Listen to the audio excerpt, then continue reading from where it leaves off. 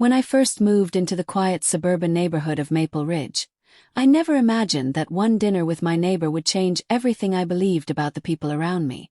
I had chosen this place for its peaceful vibe and safe environment. As a single woman in her early 30s, I was looking for a fresh start after a tough breakup and a stressful job back in the city. My name is Emily Dawson, and this is the story of how one seemingly innocent evening turned into something I never saw coming. I had been living in the house for 3 months, mostly keeping to myself. The neighbors were kind but not intrusive. A few had stopped by with baked goods or a quick hello, but I hadn't formed any close friendships. That was until I met Tyler Brooks. Tyler lived directly next door. He was in his late 30s, tall with salt and pepper hair, and had an approachable charm that made people instantly comfortable. He waved at me each morning, and we occasionally exchanged small talk when bringing in the mail or working in the yard. One Sunday afternoon, he stopped by as I was pruning the small rose bush in front of my porch and asked if I liked Italian food. I laughed and said, "Who doesn't?" That's when he invited me over for dinner the following Friday. I hesitated for a second. After all, I barely knew him. But something in his kind demeanor and warm smile reassured me. He wasn't pushy or overly forward, just friendly. I agreed. Friday arrived, and I dressed casually but nicely, trying not to overthink it. It wasn't a date, just dinner. I carried a bottle of red wine with me, figuring it would be a polite contribution. Tyler greeted me at the door wearing an apron over a plain t-shirt and jeans, and the smell of garlic and herbs wafted from the kitchen. I was impressed. He had set the table neatly. Soft jazz played in the background, and the atmosphere was cozy and inviting. We talked as he finished preparing pasta primavera and a fresh salad. He was funny, intelligent, and seemed genuinely interested in what I had to say. He asked about my job, my family, my reasons for moving. I told him about my life in the city, my ex-boyfriend who had cheated on me, and my decision to start over somewhere new. Tyler listened without judgment, nodding thoughtfully and occasionally offering kind words. Dinner went smoothly. The wine flowed, and laughter became more frequent. Felt good to talk to someone like this again. As the evening wore on and dessert was served, homemade tiramisu, surprisingly delicious, I noticed something shift in Tyler's demeanor. He became a little quieter, more thoughtful. Then he said, "Emily, I want to tell you something. It's probably not what you'd expect, and I don't normally share this with people I've just met, but I think you should know, because it might affect how you see me." I blinked, suddenly unsure of where this was going. "Okay," I said, trying to keep my tone neutral. He leaned back in his chair and exhaled. 4 years ago, I wasn't living here. I was in prison. The silence in the room was deafening. I stared at him, stunned. Prison. This charming, well-spoken neighbor had been an inmate. He noticed the expression on my face and quickly added, "Please, let me explain before you jump to conclusions." I nodded slowly, unsure of what to think. "I was a financial advisor," he began. "Successful, respected. But I got caught up in something I never should have touched. A friend, someone I trusted, roped me into a deal that turned out to be fraudulent. At first, I didn't know the full extent of it. When I realized what was happening, I was already too deep. I made the wrong choice. I didn't report it. I stayed quiet." He paused, looking down at his hands.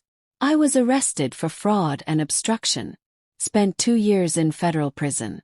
Lost everything, my job, my house, my reputation. But I used the time to reflect, to take responsibility. When I got out, I vowed to start over.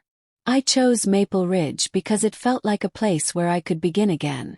I didn't know what to say. Part of me wanted to get up and leave. Another part felt sorry for him. He didn't seem dangerous. In fact, he seemed incredibly remorseful.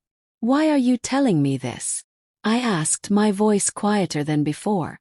"Because you're the first real friend I've made since moving here," he said. "And if this neighborhood ever finds out, I'd rather you hear it from me than through some gossip chain." I looked at him for a long time. His eyes were sincere. his expression filled with both hope and fear. I realized then that this wasn't just about revealing his past.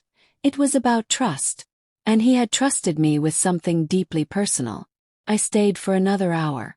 We didn't talk much more about prison, but the conversation shifted to broader topics. Books we liked, movies we hated, what we missed about childhood. I left that night feeling conflicted but also deeply moved. Over the next few weeks, I found myself thinking about Tyler a lot. I Googled his name, expecting some dark secret to surface, but found only public court records confirming what he had said. No violence, no dangerous crimes. Just a man who had made a very bad decision and paid dearly for it. We started spending more time together. Coffee on Saturday mornings, walks in the park, dinners now and then. He never pushed for anything romantic, though I started to feel something more than friendship growing between us. The more I got to know him, the more I respected him. He volunteered at the local food bank, helped elderly neighbors with their lawns, and even tutored kids in math at the library. But not everyone was so open-minded. One afternoon, I was having lunch at the cafe downtown when I overheard two women talking in hushed tones. They were sitting at the next table, and I couldn't help but hear my name. That new girl, Emily. Have you seen how much time she spends with Tyler Brooks? The other woman scoffed. If she knew what I knew, she wouldn't be going anywhere near him. My heart sank. It was happening. The gossip Tyler feared had started. When I told him about it, he looked defeated. It was bound to come out eventually, he said. I just hoped people would see who I am now. I wanted to fight for him, to defend his name. So I did something I never imagined I'd do. I organized a neighborhood potluck at my house. I invited everyone on the block and asked Tyler to help me host. First, people were hesitant. But once they saw how genuine Tyler was, how helpful and kind he acted, the ice began to thaw. He manned the grill, chatted with the kids, and even helped Mrs. Patterson carry her folding chairs back to her car. By the end of the night, neighbors who once avoided him were shaking his hand and thanking him for a lovely evening. Later, when the guests had left and we were cleaning up, Tyler looked at me and said, "You didn't have to do all this." "I wanted to," I replied. "You deserve a chance." That night he kissed me for the first time. It was gentle, sincere, and full of the emotion he had been holding back for so long.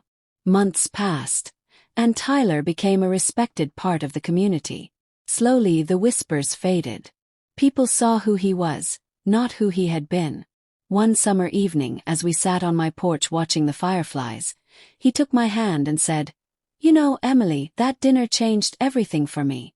I thought revealing the truth would ruin any chance I had at friendship or love. But instead, it brought me the most important person in my life." I squeezed his hand and smiled.